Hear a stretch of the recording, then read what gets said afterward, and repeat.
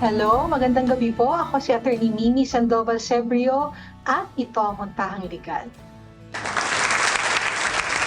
Mga kasambahay, ako naman si Attorney Joey Domingo. Magandang gabi sa iyo, Attorney M, at magandang gabi sa ating mga kasambahay na sinasamahan pa rin tayo sa kabila ng, I'm sure, medyo masamang Grabing panahon. panahon. Oo. Tsaka Attorney Joey, LDR na naman tayo ngayon. Because nga of the Oo weather, nga. no? Talagang grabe. Talagang tuloy-tuloy talaga ang pag-ulan na talagang malakas na hangin, Attorney Buti nga, Joey. Kaya buti nga may connection ka bago dyan, natin, Attorney M. yes, oo. Pareho kami Oo, oo. nasa probinsya ni Attorney Joey, in a Oo. way, no, Attorney Joey. Oo. Oo. At yun nga, nagkukumustahan kami ni Attorney Joey kanina at syempre kinukumusta namin kayong lahat. Sana ay Mm-mm. ligtas kayo at manatili pong ligtas dahil I think in the coming days, medyo hindi pa rin tayo certain. Parang merong tatlong paparating na either low pressure area or habagat na inaantay. So tayo po ay talagang mag-ingat ng maigi. And because of that, Attorney Joey, mukhang yan ang medyo pag-uusapan natin ngayong gabi sa ating puntahan. Napapanahon, oo nga, Ayun. napapanahon. Oo, Mm-mm. napapanahon, 'no. Ayan, bago yun, Attorney Joey, ang Muntahang Legal po ay masusubaybayan niyo rin sa pamamagitan ng live stream sa YouTube and Facebook at napapakinggan naman sa Radyo La Verdad 1350, ang UNTV Radio. Ayan, kagaya ng na-intro ko na kanina, pag-uusapan natin yung mga batas na ipinatutupad tuwing may kalamidad, Attorney Joey. But Oo. Attorney Joey, Ang dami nito actually, Attorney M, hmm, 'no? Ang dami nito. saka medyo Yung technical nga pinag-uusapan natin kanina. oo. Medyo ang alam lang ng lahat yung ating, National Risk Reduction Management. Pero actually marami Oh. pa palang mga laws na sumasaklaw sa mga ganitong pangyayari sa ating bansa. Hindi lang yung ating, National Risk Reduction Management, meron din yung, Local Government Code natin, Attorney M, actually. Pertinent Yes, din siya oo. sa mga responses, oo. Oo, nakita ko rin, Attorney Joey, meron pala tayong very recently passed law, I think 2025, 'no, yung sa imminent Mm, disaster in cases of kumbaga yung mm. foresight pa lamang, 'no, yung mukhang magkakaroon talaga ng imminent disaster. Mm. So, maire-relate din natin ang bahagya dito 'yan. Pero tanungin ko muna, Attorney Joey, kumusta muna diyan sa inyo, maulan pa ba? Diyan sa kung nasaan ka Maulan-ulan man? din, maulan din and, Oo. medyo, hindi naman nagkakalayo yung ating panahon pero yes, gano'n din. I think sa Hmm, lahat ng parte ng ating bansa ngayon medyo may gano'ng nararamdaman dahil nga panahon ng habagat ano. Matindi po talaga mhm. ang naging epekto ng malalakas na pag-ulan sa napakarami nating kababayan. Ayon po sa datos ng Office of the Civil Defense, nasa 1.47 million to 1.7 million families ang naaapektuhan ng mga pag-ulan ngayong buwan ng Agosto. Ayun. Yan, naku, at marami Attorney na M? rin po ang mga siyudad, o marami na rin, Attorney Joy, yung mga siyudad, munisipalidad at ilang probinsya dito sa Luzon ang nagdeklara ng state of calamity. Ayun, Attorney Oo. Joey, ang tanong, ayan, Oo. kailan daw ba dapat mag-declare ng state of calamity ang isang lugar? Diniretso ka na, ano ba ang kahulugan at kahalagahan nito kung may sasailalim ang isang lugar o ang bansa sa ganitong sitwasyon? Yan.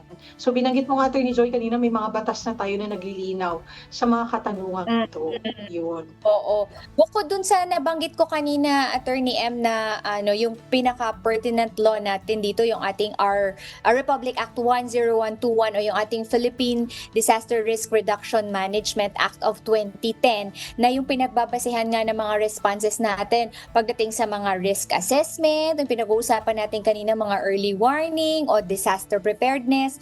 Meron din especially, may mga special rules din yung ating local government code, Attorney M, yung ating dapat pala malaman ng ating mga kasambahay na kapaloob dyan sa Republic Act 10121 natin, Attorney M, na required ang bawat LGU na mag-set aside ng not less than 5% ng estimated revenue nila mula sa kanilang regular Mm. sources o from the local disaster risk reduction management o Yes. yung kanilang LDRRMF kung di ako nagkakamali. Tapos Attorney M, dapat Yes, malaman din oo. ng ating mga kababayan na 30% ng LDRRMF is allocated as quick response fund. So mayroon talaga tayong dapat pondo bawat LGU or bawat local government unit. May Oo. pampondo pang responde, di ba Attorney M? Oo. Idagdag ko na rin, Attorney Joey, ha, dun sa mga pertinent laws, yung binanggit ko kanina, yung Declaration of State of Imminent Disaster Act. Enacted lang to noong September 12, 2025. So, medyo forward-looking ito kapag kamukhang magkakaroon. And in relation to what you said, Attorney Joey, I think in times of calamity, importante kasi talaga yung funding. Kaya nga yung binabanggit ni Attorney Joey, mandated pa lang ating respective local government units na mag-allot or mag-set aside ng 5% ng kanilang revenue sources, no, para sa times of disaster, Attorney Joey. At kaya relevant din kapag nag-a-announce yung LGU kapag may state of calamity na doon sa lugar nyo, kasi doon na-activate para pwedeng gamitin yung 5% na allocated fund. Kasi hanggang hindi po nagde-declare, hindi yan magagalaw ng inyong respective LGU. So kailangan po magkaroon ng announcement and determination para po magamit yung pondo na iyan. While it is relevant na maging aware tayo at maging vigilant pagdating sa usapin ng flood control, kalampagin din natin siguro yung ating mga local government kasi may mga pondo rin talaga ang bawat probinsya na dapat may kumbaga sa Grabe, quick response, 'di ba Attorney M, yung mga dapat may marespondehan agad-agad. Tsaka Attorney M, dagdag pa dun sa laws na napag-usapan natin kanina. 2009 meron na tayong yung Republic Act 9729 natin o yung ating Climate Change Act of 2009 kasi noon pa man pinaghandaan na ng ating pamahalaan itong mga pagbabago sa panahon, yung sa tingin natin ngayon ang basa ng ng weather is summer o kaya naman tag-ulan biglang mag-iiba. So meron tayo na may iba't namang epekto sa ating pamumuhay. Bawa yung mga El Nino o El Niña, ganyan, di ba Attorney M? So ngayon, bilang panahon ng habagat, hindi naman natin laging nararanasan ito taon-taon, yung ganito katinding habagat, Attorney M, di ba, sa buong bansa. Grabe, talaga. Oo. Oo. Idagdag ko na rin, Attorney Joey, laging nagkakaroon ng usapin sa Kongreso kung magkakaroon nga ba talaga tayo or nararapat bang magkaroon ng ibang departamento patungkol nga dito sa disaster risk management. Kasi more or less, tinatamaan naman tayo ng ganitong habagat or pag matinding tuyot, no, or tag-ulan naman talaga every year, Attorney Joey. So alam na natin kumbaga what to expect. Kaya lang para bang because of dahil nga archipelagic yung bansa natin, archipelagic, no, Attorney Joey. Iba-iba din kasi yung yung landscape, yung 'di ba? Pagkakaiba din yung pangangailangan ng regions kasi for example, Attorney Joey, ako I'm originally from Palawan, 'di ba? Lagi kong sinasabi, very different ang klima, no? Yung pangyayari yung kinalakhan ko doon na sitwasyon, parang bihira yung pagbabagyo, yung pag-ulan, as opposed to nung lumipat ako dito sa Manila at eventually lumipat din sa ibang probinsya, Attorney Joey. And I know in certain parts of our countries talagang sanay na sila na in a year, parang 3 beses silang binabagyo or matinding tagtuyot. So, kumbaga iba-iba din ang needs ng kada LGU. Grabe, hindi ako makapaniwala.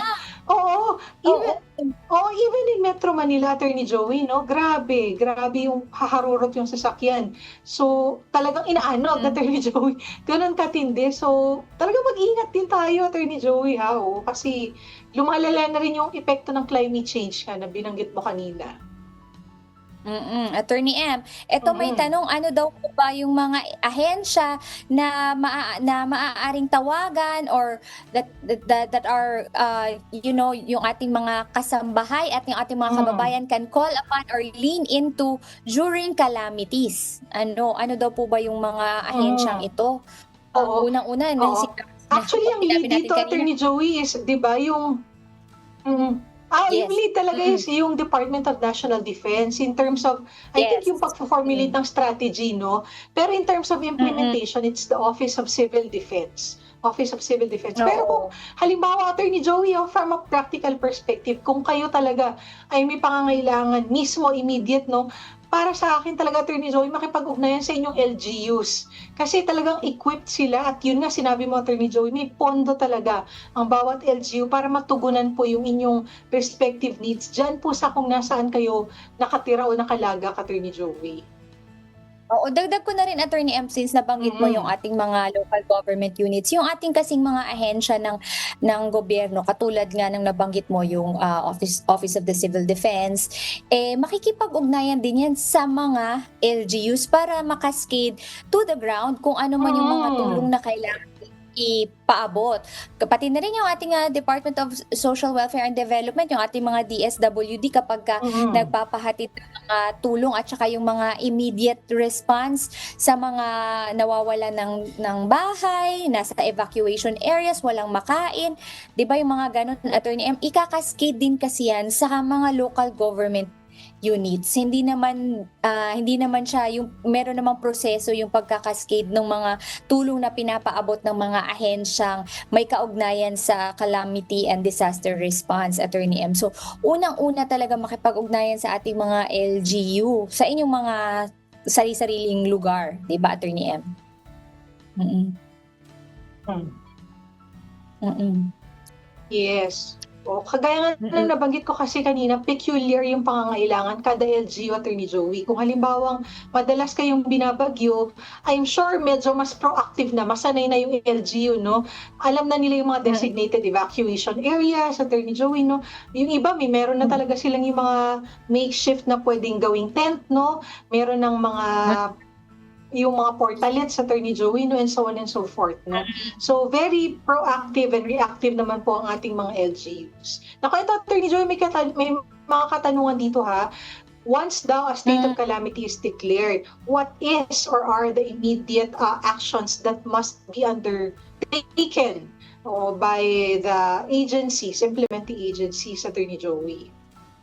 Unang-una kasama na diyan, Attorney M, yung pagdedeklara Naririnig kaya ako, Attorney Joey. Attorney Joey, naririnig mo ba ako? Oo, naririnig kita, Attorney M. Yung work suspension kasi talagang apektado pagpasok natin sa ating mga trabaho. Unang-una yan, di ba? Antabayanan yung mga work suspension notices kapag mga ganyan, work from home. Oo, yun yung pinakaunang-unang gagawin. Tsaka na rin para pangalagaan ang safety ng ating mga kababayan. Kasi katulad niyan, ganyan kalalim ang baha, 'di ba? Mahirap din na suungin mo yan para lang ikaw mapapasok. 'Di ba, Attorney M? Totoo. Inaabangan natin lahat yan, Attorney Joey, ha. Talagang real talk na ito. Inaabangan ng lahat, hindi because ayaw magtrabaho. Kasi delikado din, Attorney Joey, ha. Kung minsan, halimbawa, doon naman sa area nyo, hindi bumabaha. Pero doon sa dadaanan, papunta sa trabaho o sa eskwelahan, bumabaha. O kaya, Attorney Joey, yung mga batang maliliit, no? Siyempre, pagpapasok, gigising na maaga. Baka mahirapan din silang dalhin pa uwi kung nandoon na sa school tapos late na yung declaration, Attorney Joey, na work from home or suspended ang opisina or ang mga classes, no? Oo. Pangalawa, Attorney Joey, ini-impose din pala yung tinatawag na price freeze, no? Price ceiling. Oo. Tsaka bago yan, Joey. Attorney M, bago yan, isingit ko lang din yung pag-a-activate ng Appropriate Disaster Risk Reduction and Management Council, di ba? Kasi mag-a-appropriate sila ng kung LDRRMC ba yan, kung barangay, DRRMC. So i-activate nila yun kasi yung may mga kanya-kanyang saklaw yung mga Risk Reduction Management Council na yan kung saan meron tayong tinatawag ng mga responders sa kanya-kanyang mga area. So mag-i-implement sila, Attorney M, ng mga rescue kung merong mga nasalanta na ulan yan, kailangan ng ano ba tawag yan? Yung mga bangka na, yung mga hindi mas speedboat, pero meron yung rescue boats na kung saan kinukuha yung mga taong nalulunod na sa sa baha.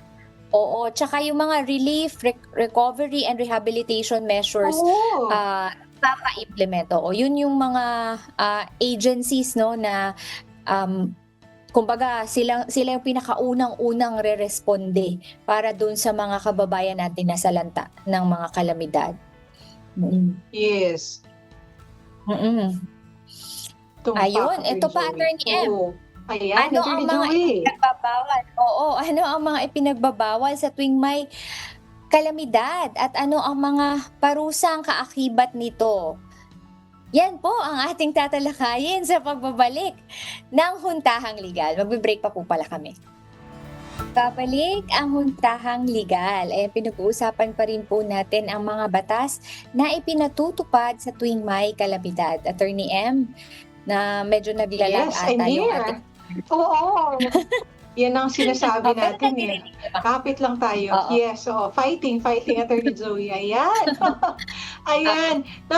Parang itong katanungan na ito, nasagot na ata natin, Attorney Joey, kanina. Saan daw ba manggagaling yung funding? So, yun nga, based on the existing laws, dapat talaga may naka-allot na percentage, no? Para po maging disaster, parang disaster fund, Attorney Joey, yung nature, no? Depende sa revenue sources na makukolect ng isang local government unit. So, 5% Attorney Joey, tama ba, no? Kailangan naka-allocate para sa ano?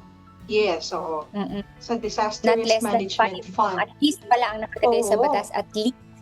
Oo. Ibig sabihin, Oo. hindi So, bababa. pwede mas malaki. Oo. Oo. Pwede mas malaki kasi yun nga, yung ibang LGUs talagang medyo mas prone, no, sa pagbabaha or sa dinadaanan talaga ng malalaking bagyo, di ba? At malalakas na bagyo. So, talagang baka pwedeng mas mataas. So, not less than lang or at least 5% ng revenue sources ng LGUs.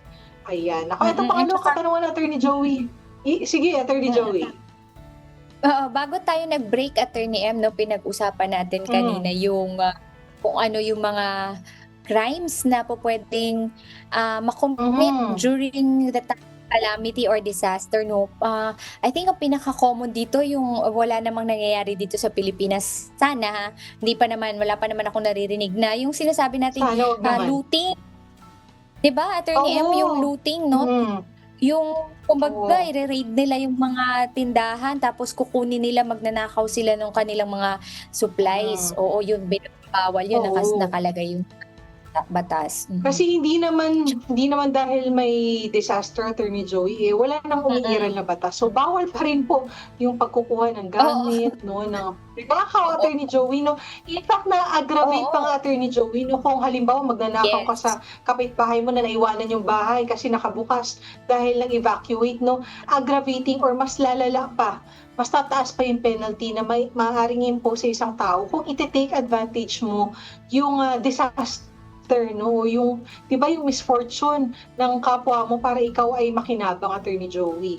At yung binanggit na natin kanina, dahil nagsiset na ng price ceiling yung gobyerno, syempre dapat sinusunod yun. Baka naman yung iba naman kasi kung mananamantala ka na kami na lang yung bukas na tindahan, tataasan ko nga yung presyo para mas kumita ako.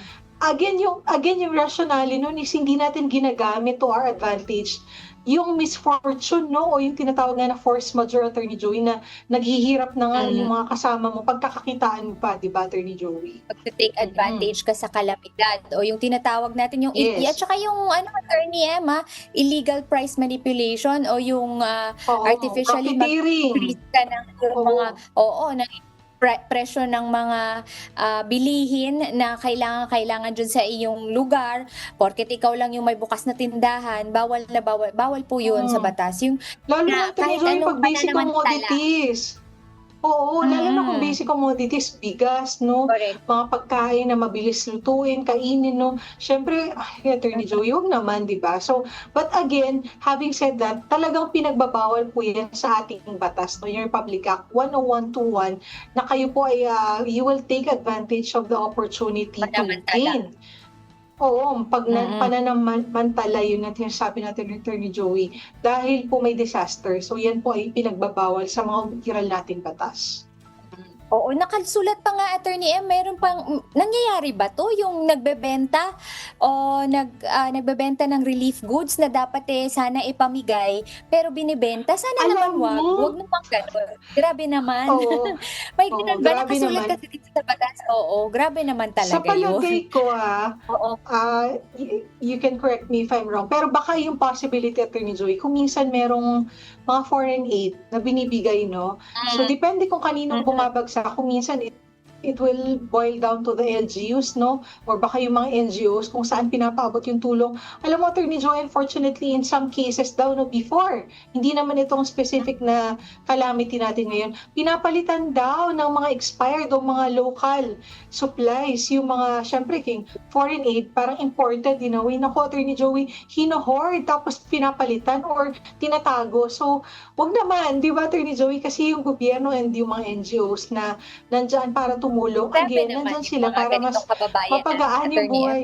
Oo, Attorney mm. Joey, wag naman sana, no? Kasi nandyan yan para talagang magbigay nga ng tulong sa ating mga kababayan na nasalanta, no? Yung iba, Attorney Joey, namatayan, no? Nagkaroon ng aksidente, nawala ng kabuhayan. Yung iba, yung mga hayop nila na ginagamit pang saka, Attorney Joey, no? O yung mga Mm. sasakyan na pinapang service, nasisira, wala. Kasi because of ito ngang sakuna na pinagdadaanan, no? So, wag naman pong pagsamantalahan pa, lalo mo pang dadagdagan yung paghihirap ng kapwa mo. At saka yung isa pa Attorney M, nandito din nakasulat sa batas yung obstruction of relief operations ano, pasintabi po sa Grabe. ating mga pulitiko. Halimbawa, yung kalaban natin sa politika, magpapadala ng tulong, ayaw mong maging mabango siya doon lalo na, malapit na naman ang Grabe. susunod na eleksyon tapos babarahin yung mga sana naman walang gano'n, walang ganitong nangyayari. Mm. Wala pa naman akong encounter o narinig na may gano'n 'no, lahat naman tayo Oo. siguro meron naman tayong yung ugali ng Pinoy na nagtutulungan naman at nagkakaisa, lalo na pagdating Mm. sa yung nakita natin yung kapwa natin, nasalanta o nasa kalamidad, majority pa rin naman, 'di ba Attorney M, tumutulong pa rin naman sa kapwa. Oo. Oo. Oo, Mm. idagdag ko na rin, Attorney Joey, siyempre meron naman tayong, konting delikadesa. May anti-EPAL law kasi tayo, Attorney Joey, 'no? Oo, So, naku, ayun panawagan na isa rin pa yun. sa ating mga pulitiko, 'no, wag naman pong Masampulan ipaskil yung yung mukha. anti-EPAL. Oo. Oo, 'di ba, na ipapaskil yung mukha dun sa Mm. mga dino-donate na mga sako ng bigas o mga delata, tapos nakapaskil yung mukha mo dun, 'di ba, donated by. Pinagbabawal naman po yun, Attorney Joey, at parang whether from a Hmm. legal or moral perspective, parang hindi naman maganda, Attorney Joey, 'no, na ite-take advantage mo. But, Mm. well, because of Attorney Joey, because of the dawn of social media, ang dami din, ng mga pulitiko na nababash Mm. because of that. Kasi nakikita mo, naku, kunwari nagmumukha tuloy na disingenuine yung pagtulong, 'no, parang hindi bukal sa loob kasi para namang Totoo. nangangampanya ka pa, Attorney Joey, 'no, gusto mo pang i-promote yung sarili mo, sa halip na ang goal mo lang sana ay dapat tumulong doon sa nasalanta na, hindi Mm. ba? Mm, Mm. ayun. Mm. Yun. Ayun yung mga, nasagot na ata natin dito Ayun na, eh. Attorney M, kasi sa katanungan kung Oo, ano yung mga prohibitions and penal oo. clauses under Republic Act 12287, nasagot na natin ito kanina. Yung mga Mm. pinagbabawal na actually yung mga usual rin naman like illegal possession of firearms, ordinarily on any given day, bawal naman talaga na nagdadala tayo ng mga firearms na walang lisensya, walang permit to carry. So, covered pa rin siya. But yun nga lang sinasabi namin ni Attorney M, nagiging qualified siya kapagka ginawa mo na-commit mo itong crime na ito at a time na may disaster or may kalamidad. Kasi nga nananamantala ka kumbaga. So aggravating siya. Tawag diyan sa batas Mm. natin, aggravating, 'di ba Attorney M? Mm. Yes, oo. Siguro Hmm. on another aspect naman, Attorney Joey, 'no, tingnan din po natin yung usaping pangkalusugan in times of calamity. Kasi for example, Attorney Joey, siyempre naanod, 'no, yung mga daga, Attorney Joey, 'no. So kapagka ikaw ay Mhm. may open wound tapos, napasok halimbawa, 'no, ng dumi o Oo, ihi ng daga, nagkakaroon ng leptospirosis, Attorney Joey, 'no. ayun, So hindi rin oo. talaga Importante ini-encourage na Oo, bigla ka lang lalabas ng walang safety precaution na para lang gusto mong tumulong. Kasi kailangan mo rin munang protektahan din yung sarili mo 'no, kasi hindi ka nga makakatulong kung ikaw mismo ay hindi safe. So, siguraduhin ikaw walang open wound, Attorney Joey, talagang ikaw ay ligtas bago ka Oo. makatulong sa iba. Mm. O tsaka wag nating i-take for granted yung leptospirosis kasi kahit na sasabihin mo, "Wala ka namang open wound, wala naman akong open wound, okey lang." Minsan kasi dumidikit yan, wala kang open wound ngayon, pero Oo, halimbawa dumikit yung ano, virus ba 'to, bacteria, dumikit sa mm, kuko mo, tapos kinabukasan oo, nasugatan ka, pumasok pa rin sa dugo mo, gano'n pa rin 'yun. So, wag natin masyadong i-take mm, for granted kahit wala kang open wound ngayon, tapos lumusong ka sa maduduming tubig, ng baha, hmm. laging ugaliing maghugas talaga kasi mas malaking, komplikasyon kapagka nagkasakit tayo ng mga, sakit na nakukuha sa maduduming tubig, Mm. baha. Oo. Lalo na Attorney Joy kapagka ganito 'no, na medyo tuloy-tuloy yung pag-ulan, medyo marami ring nagkakasakit Attorney Joy, bumababa yung immune system natin kasi hindi mo na expose na expose ka sa halimbawa na nabasa ka Attorney Joy, hindi ka nakapagtuyo ng maayos, baka ikaw ay magkasakit. Mm, So, bumaba din yung immune system mo. So, yun nga iba yung pag-iingat kasi kung minsan akala natin kaya ng katawan natin, pero pagka tayo ay medyo tinamaan talaga ng, hindi talaga maganda at sunod-sunod talaga na naulan ng Attorney Joey, talagang prone din po tayong magkasakit. Lalo na yung mga bata, Attorney Joey ha, yung mga maliliit oo, natin na correct. mga anak, no, yung mga makukulit, minsan labas ng labas, naglalaro pa din. Talagang tiyakin din po na sila ay safe para po hindi Hmm, magkasakit yung mga bata, Attorney Joey. Mm. oo.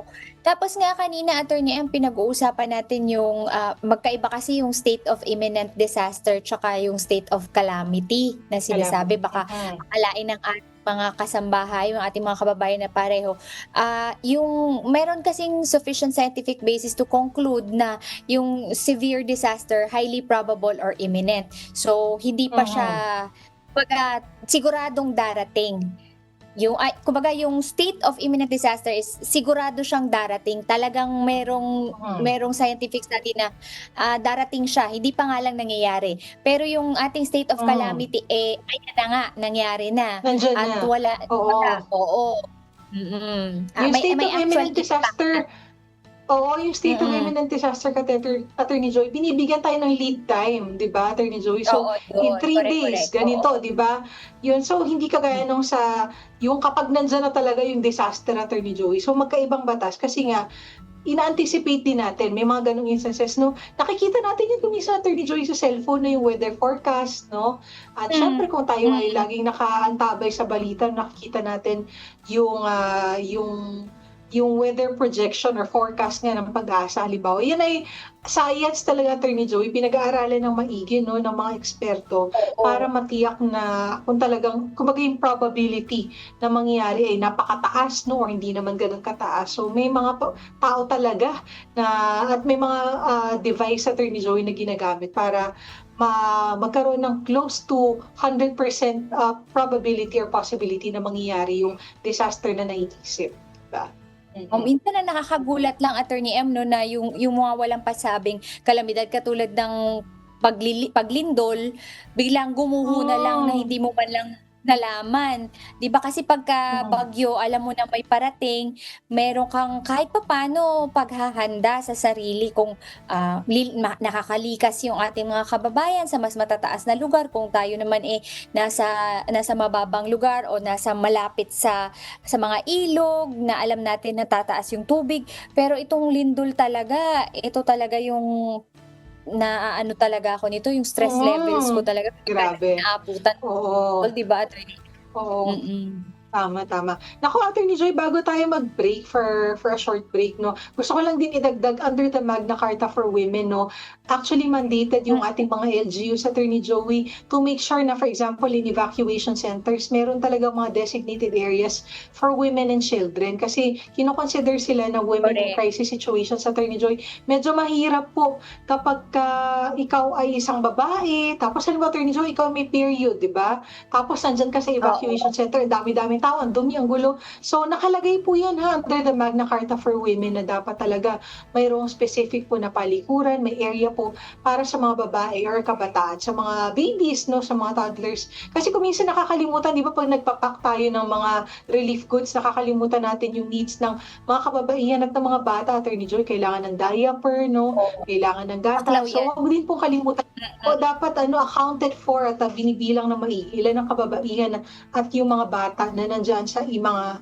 respective evacuation centers. Very Ayan, active naman yung ating mga women's group regarding that, Attorney M, 'no, sa yes. pagpapatupad nitong Magna Carta for Women. Kasi may mga may mga pagtatangi sa ating mga, kababayang babae. Kasi mas binibigyan talaga ng, Mm, importansya din kasi siyempre hindi naman natin sinasabing mas malakas yung lalaki kaysa sa babae, pero meron lang din talagang, mm. kumbaga May preference na needs. katulad niyan, oo, may Mm, buntis, hindi naman nagbubuntis yung lalaki, 'di ba? yes. Kung Mm, babae o kaya menor de edad, kung, minor naman, siyempre kailangan ng extra assistance, ayun. oo. Mm. Attorney Joy, naku, parang may tanong dito, yung claims daw sa insurance sa saan ba 'to? Claim sa insurance sa mga, nasisirang sasakyan o kagamitan sa bahay Kagamitan, kapagka may bahay bagyo, na bagyo, oo. lindol kung meron man po. Oo, kasi yung mga sasakyan meron kasi tayong yung mga nasisira, force majeure kasi ang tawag diyan, 'di ba, Attorney M, tapos puwede silang Mm, mag-claim later on, oo. mm. Yung sa mga bahay, ah, meron bang gano'n, Attorney M? Kung Hindi pa ikaw ako siguro, Attorney Joy, kung pina-insure mo yung bahay mo, 'di ba? Tapos yun nga, mm, force majeure. Force majeure mm. meaning, 'di ba, yung an act that cannot be foreseen or though can be foreseen is inevitable. So hindi Bakit maiiwasan na-e-encounter na talaga. nagpa-insure ng bahay? May gano'n ba, Attorney M, Oo nga. nagpapa-insure ng bahay? Puwede siguro, pero yun nga, baka hindi ko pa ako rin, sa totoo lang, to be honest, baka hindi uso sa Oo, Pilipinas, pero kung pina-insure mo oo, naman at may insurance company na oo, tinanggap naman, Attorney Joey 'no, oo. tinanggap nila yung Kasi tinatawag nating assumption of oo, risk, oo. oo. Mm, Kasi halimbawa kung mataas yung risk ng bahay na alam mong babagyuhin ka, instead na magbayad ka sa insurance, siguro ise-spend na lang yun nung homeowner na lumikas o bumili o kumuha ng bahay sa mas hmm, maayos na lugar na hindi siya masasalanta kaysa gagastusin niya pa sa, mhm. pagpapa-insure ng bahay ano, 'di ba, Attorney M? Kung Oo. meron naman And in siyang reality, oo, Attorney Joey, pakatotoo lang tayo, napakahirap mm, mag-claim sa insurance company sa Pilipinas. Kapagka maniningil ng oo, insurance 'no, ng premium o ng monthly mo na babayaran, napakadali, napaka-efficient. Pero kapagka magki-claim ka na ng insurance mo, napakahirap, Attorney Joey 'no. Kaya siguro I guess in our country it's not that popular 'no, pero in fact it can be done 'no, kung may tinatawag, 'di ba, Attorney Joy, kung ikaw ay may insurable interest naman dun sa property, ikaw ay oo, nagmamay-ari, ikaw ay nakatira, puwede mo naman ipa-insure. Pero yun nga, I guess the reality is mas gugustuhin mo na lang na lumikas 'no, kaysa naman mag-claim ka oo, pa, sasakit pa yung ulo mo, mabe-break pa yung heart mo kasi ang tagal-tagal na, Attorney Joy, ilang taon na, hindi mo pa rin naki-claim oo, yung oo. money that is rightfully yours. Nahuhuli si Oo. Attorney M sa insurance. Pero yung Totoo, ating mga oo. oo, Hmm, totoo. Pero yung ating mga sasakyan, Attorney M, puwede ka talagang mag-claim, 'di ba, sa ating mga, yung force majeure naka-claim 'yan, pupuwede niyo yang i-claim lalo na 'pag yung sasakyan ninyo nabaha, yung mga makina hindi na gumagana, kailangan niyong ipakumpuni sa mga talyer, ko-cover 'yan siya, kailangang i-cover 'yan ng mga insurance kung insured yung mga sasakyan ninyo. Tulad niyan 'no, nakita siguro, niyo Attorney Joey, oo, oo, umulutang na. mm. Siguro sa susunod Atid na nating lang yung pagtatanghal nakita. magandang pag-usapan ito, Attorney Joey, kasi Mm, napakarami din 'no, tsaka napakauso yung, pagpapa-insure 'no, ng life, 'di ba, life, ng health, ng, property, Attorney mm, Joey 'no. Although ako ang experience oo, ko lagi insurance as to the life of a person 'no, na mm, even then, Attorney Joey, sa makabilang buhay na ngayong tao ang hirap pa mag-claim. Nahihirapan pa yung, ay mga oo, kamag-anak, oo, totoo, 'di ba? Ano ba 'yan, oo. grabe, namatayan na nga. Sana may mak So, may naku, sana may makapanayam tayo mula sa Insurance Commission, 'di ba, na puwede nating, yes. ah, maging panauhin, 'di ba, dito sa ating pagtatanghal. At mas may paliwanag sa atin 'no, yung iba't ibang insurance policies, anong puwede pa-insure, so on and Mm, so forth, kasi napaka-relevant po. Ayan, eto Attorney mm. Joy, sa ating pagbabalik, sasagutin naman po namin ang mga pinadala ninyong katanungan sa amin. Kaya diyan lamang kayo, magbabalik pa po ang Puntahang Legal. Ayan, nagbabalik ang Huntahang Legal at kagaya ng aming pinangako, sasagutin naman po namin ang inyong mga katanungan, mga kasangbahay. Ayan. Ako ba? Ang unang katanungan, o sige, ano ang dapat Ikaw kong na, gawin Attorney M. kapag ang recruitment agency na kausap ko ay hindi tumutupad sa kontrata? Pagdating ko sa ibang bansa, ibang trabaho pala ang aking gagawin at hindi pa yun ang napagkasunduan namin.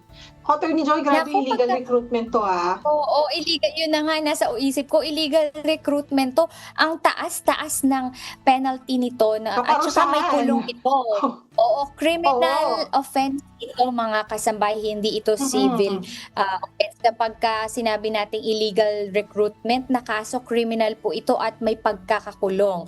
Kapag kayo ay nabiktima ng ganitong klaseng pangyayari, meron kayong recruitment agency tapos hindi tumupad sa kontrata, isanggunin niyo kaagad sa yung ating dati kasi OWA ito meron ng bago Mm. ngayon kung saan si Administrator PY Kaunan, ano nga ba yung bagong Hmm. agency, Siya bagong ahensya? OWA yun, attorney, dati OWA ba yun? POEA. Oo, OWA. POEA siya dati, Oo, oo, POEA dati. na Ngayon sa ahensya, OWA ngayon na po kayo OWA na. Oo, makipag-ugnayan. Oo. oo, Yes, doon. oo, talagang very proactive sila. At siguro ako, Attorney Joey, talagang nafe-feel bad ako dahil, galing ako sa isang pamilya talaga na may sa amin 'no. In fact marami. Mm. So, para sa akin talagang it's a very serious offense talaga, Attorney Joey, na gawin mo 'yan. Again, Attorney Joey, yung konsepto ng nananamantala ka sa kapwa mo na gipit na kailangan mangibang bansa para magtrabaho, para buhayin yung kanilang pamilya. Attorney Joy, can you imagine yung iba nagbebenta ng kalabaw sa probinsya na pinangsasaka, nagsasanla ng bahay para po ipangbayad dun sa agency. Tapos lulukuhin lang Mm. ng agency, Attorney Joey, and because of that, no, kinikilala yan ng ating batas. Kaya kagaya ng sinabi namin, Attorney Joey, kanina, napakataas ng kaparusahan kasi that is considered as illegal recruitment. Oo. So, talagang very active Oo. ang OWA dyan na Attorney Joey. At yun nga, i-check din po siguro bago kayo makipag-usap sa ahensya kung accredited po, Attorney Yun. Joey. Kasi may listahan Oo. yan, Attorney Joey. So, para Attorney hindi kayo M. didirekta, Oo. may protection. Attorney M. Oo, yung Department of Migrant Workers pala. Yung bagong departamento, bago lang ito kasi sa ngayong administration lang ito, yung Department of Migrant Workers. Andiyan ka pa ba, Attorney M? Biglang nawala si Attorney M. Naku, naputol. Sana nandyan siya makabalik. Oo. Yung sinabi natin kanina, yung sinasabi ni Attorney M, yung Department of Migrant Workers, makipagtulungan, tumawag doon, magreklamo, maghain ng reklamo kasi sila mismo ang magsasampa ng kaso doon sa illegal na ng recruit. Kasi ang tawag dyan, illegal recruitment yan kapag hindi tinupad yung inyong kontrata o yung inyong napagkasunduan o kaya naman nangako ng ibang trabaho tapos pagdating nyo doon, iba yung pinagtrabaho sa inyo. Kahit na yung sweldo, iba yung pinangakong sweldo tapos pagdating mo doon, iba yung natatanggap mong sahod. Maaari din yang ireklamo. Ayun. Ayan, Attorney M. Ayan, Andiyan ka na. Oo, yung Department of Oo, Migrant yan ang Workers hirap talaga. natin, sabi ko Oo. kanina. Oo. Sinasabi ko lang kasi, Attorney Joey, no, they work very closely naman together, hand in hand, Department of Migrant Workers and OWA, no? In fact, even in Congress, pag may hearings, lagi silang nandoon kapag mayroon tayong mga kababayan na sumasa ibang bansa, Attorney Joey. So very very aligned naman yung OWA and Department of Migrant Workers. Nasa pangalawang katanungan na ba tayo, Attorney Joey? Oo, hindi ko muna binasa, hinintay muna kita. Ayan. Ito ang pangalawang katanungan Ayun. natin, Attorney. Okay. Bumili ako ng brand new phone sa isang supplier. Ayan, after a week, hindi na gumana. Wala din naman akong nagawang damage sa phone. Nung binabalik ko for replacement, ayaw nila tanggapin kahit may receipt ako. Ano ang pwede kong gawin? Pagka mga ganitong mga gadgets na binibili, usually kasi meron niyang warranty. 'Di ba, Attorney Yes, so M? Attorney Joey. Usually Oo. may warranty na, whether 6 months or 1 year. Kung ito naman ilang ilang araw pa lang, tapos ayaw na Oo, isang nilang linggo pa lang tanggapin, daw, Attorney Joey. isang linggo pa lang, oo. Oo. Puwedeng-pwede niyo pang ireklamo 'yan, ibalik, 'di ba, Attorney M?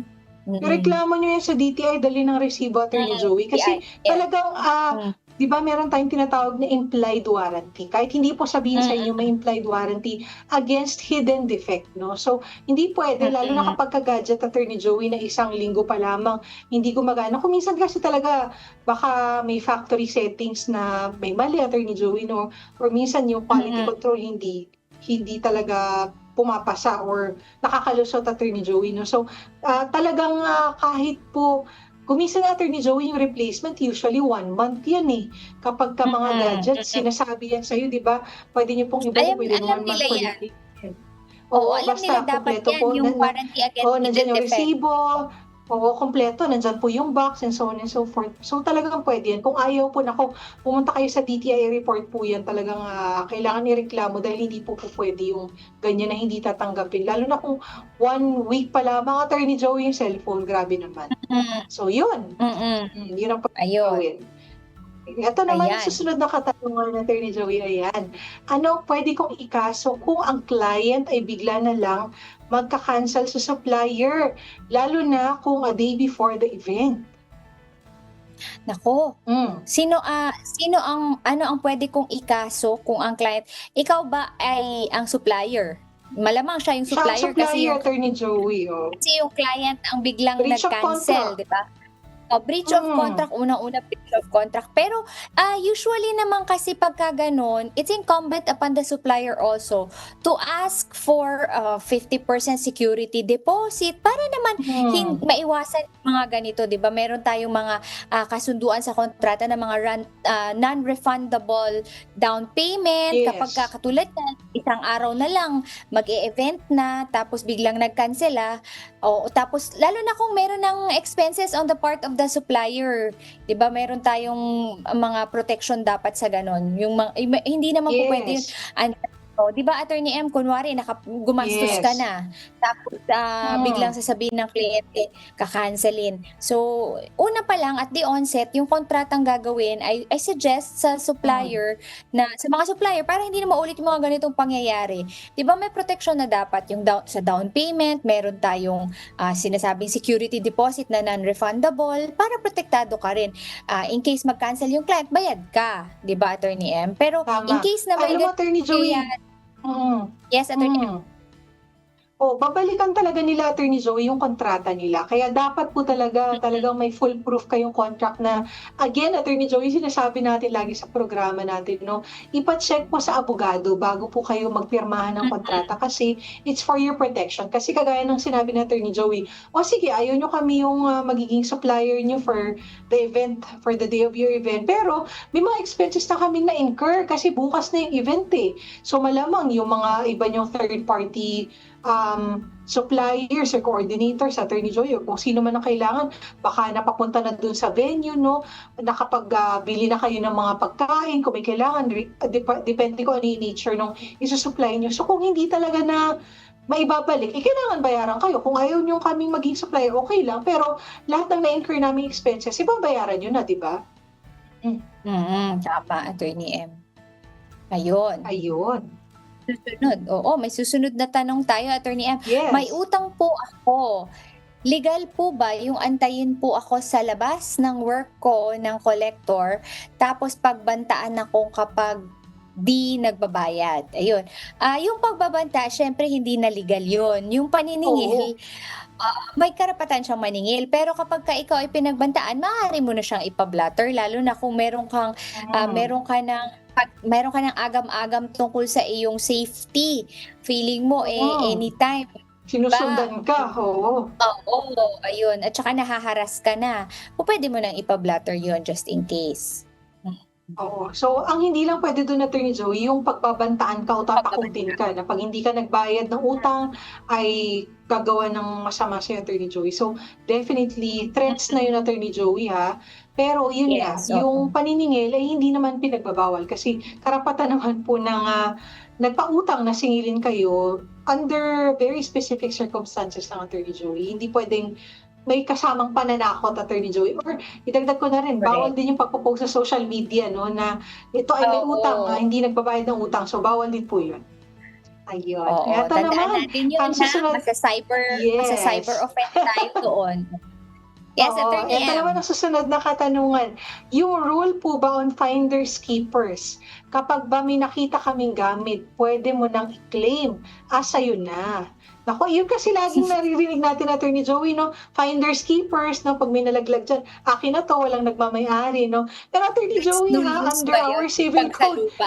oh, Oo. bawal yan ha, bawal, hindi applicable Oo, sa ating jurisdiction yung tinatawag nating finders keepers. In fact, may finders obligasyon keepers. po kayo. O ikaw pa ang Mm, magkakaroon ng obligasyon, Attorney Joey, na hanapin yung may-ari nung nadampot niyo na movable property o yung personal property, Attorney Joey, no, na hanapin kung sino yung nagmamay-ari. Halimbawa, wallet, nakalagay naman yung pangalan, Attorney Joey, no? So oo. dapat ibalik po. Cellphone, Attorney Joey, no, kailangan Oo, binabalik yan. Kung hindi pagka mm, kinip mo yan, theft yun dito sa ating yes, 'pag jurisdiction. Walang nanakaw, finders keepers oo, dito. Oo, 'pag nanakaw hindi yun. applicable yun. In fact, Attorney Joey, kung Mm. hindi mo nga daw kilala yung may-ari, dapat ibalik mo yon sa LGU, na kung saan mo nahanap yung Oo. property, Attorney Joey, no? Tapos ipo-post po Mm. yan ng respective LGU sa kanilang mga bulletin boards na lost and found, Attorney Joey, no? Pwedeng i-claim Mm. within, halimbawa sabihin natin 2 weeks, Attorney Joey, pwedeng i-post, no? Sa mga Ng barangay. respective LGUs. Oo. Yes, so para mahanap 'di ba ng nagmamay-ari. So again, Attorney Mm. Joey, hindi po applicable sa atin yung finders keepers. Sa pelikula lang po yun napapanood, pero tayo po ay may obligasyon na ibalik po sa may-ari yung pong nakita niyong bagay. Hindi po yan sa inyo dahil kayo ang nakadampot. Ayun. Ayun. Ayan, meron pa kasunod, Attorney M. Eto, kapag Yes. nag-break kami ng kapag nag-break kami ng fiancé ko, ayun, maari ko bang bawiin legally ang engagement ring at lahat ng mamahaling regalo na Grabe. ibinigay ko sa kanya?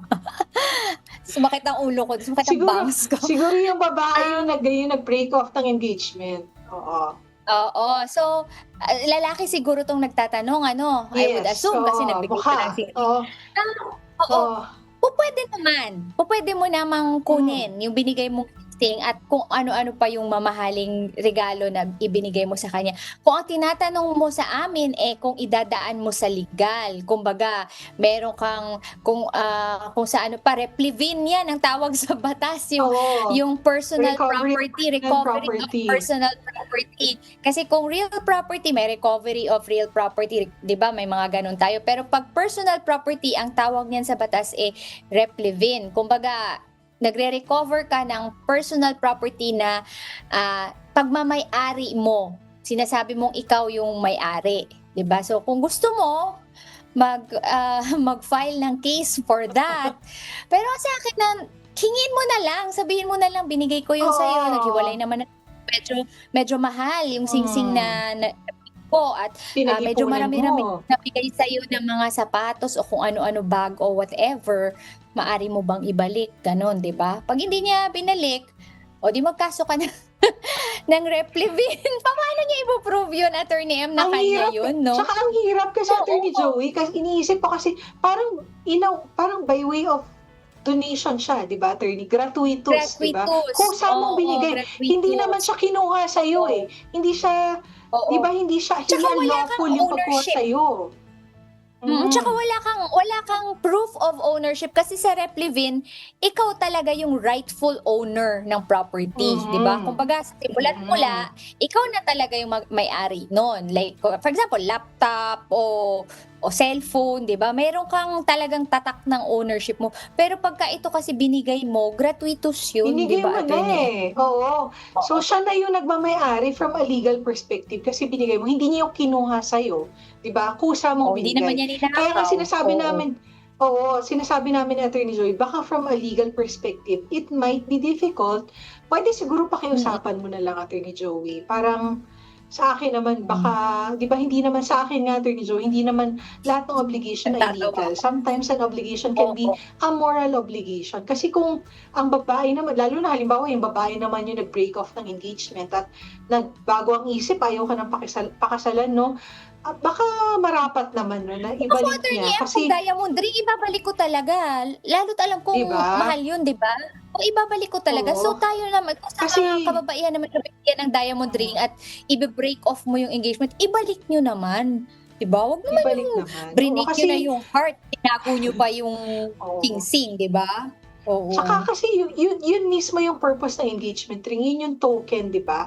Yun yung symbol na gusto kang pakasalan ng isang lalaki. So kung hindi mo naman siya gustong pakasalan, ibalik na, 'di ba, Attorney Joey? Kasi wala din Oo. namang, Pero ito kasi wala siyang nakalagay at sini-symbolize. lahat, at lahat ng Lahat ng ibinigay mamahaling grabe. regalo ibibigay ko sa kanya. Oo, So lahat, oo, hindi lang yung engagement ring yung oo. gusto niya. Kumbaga vindictive din, siguro nasaktan Kausapin talaga na si lang, Chloe.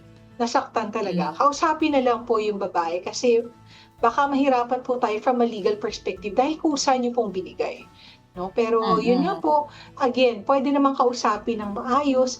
Siguro worst case, Attorney Joe, yun nga, puwede mong kasuhan ng rep live-in, though it might be difficult to prove Totoo, kasi nga kusa mo namang binigay.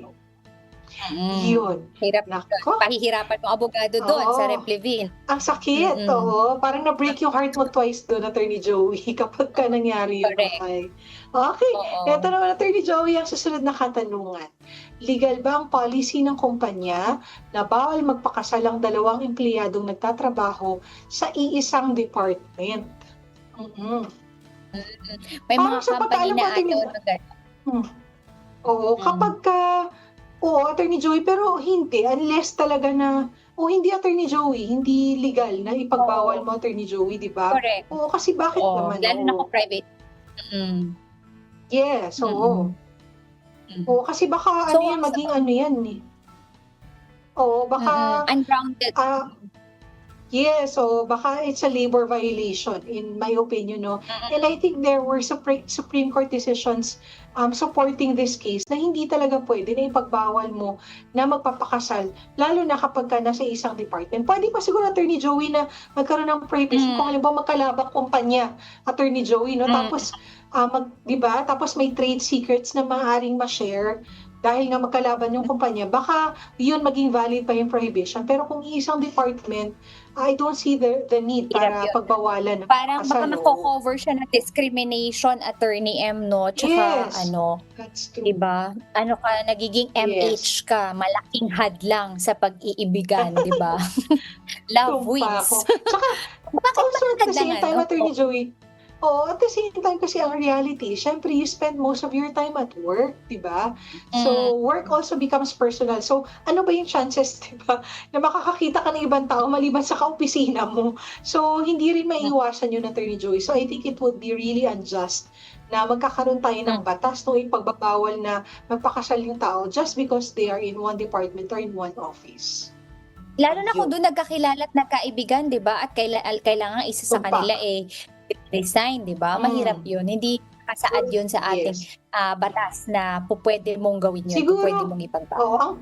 ang puwede lang sigurong, sabihin ng company before i-hire, 'no, kung in a relationship baka Mm, dapat i-disclose, 'no, para alam din ng mm, company kapagka, a person is in a relationship with someone from the office, 'no. Pero kung halimbawa nagkakakilala na dun, nagka-inlovean dun sa trabaho, wala naman talagang ipinagbabawal except that yun nga, kung bago pa lang, kailangan lamang pong i-disclose kung yun po yung policy mm, ng kumpanya. Ayun. mm. Ayun. Ayun, natapos na Okay, naman yun yan sa na. Huwebes, Oo. nakaraos tayo sa kabila ng ating, pagiging LDR ngayon na naway matapos na rin soon ang ating LDR relationship at magkasama na tayong muli diyan sa studio. Ayan, mga kasambahay at mga kababayan, naway nabigyan namin ng kaliwanagan ang inyong mga ipinadalang legal na tanong. Sa mga may nais pong idulog na problemang legal, ipadala po ninyo ang inyong mga tanong sa 0925-355-5778. Huwag po ninyong kalimutang ilagay ang inyong pangalan at hintayin po ang aming text o tawag. Maraming salamat po sa inyong pakikipaghuntahan sa amin sa gabing ito. Maraming salamat mga sabay. Ako po si Attorney Joey Domingo. Oh, nako, bago ko magpasalamat Attorney Joey, nung kagaya ng binanggit natin kanina, iba yung pag-iingat po sa ating mga kababayan Oo. sa mga panahong ito dahil matindi ang pagbabagyo, ang pag-uulan, no? So, na talagang kapag lalabas, tiyakin at kayo ay ligtas at syempre ang inyong mga mahal sa buhay din.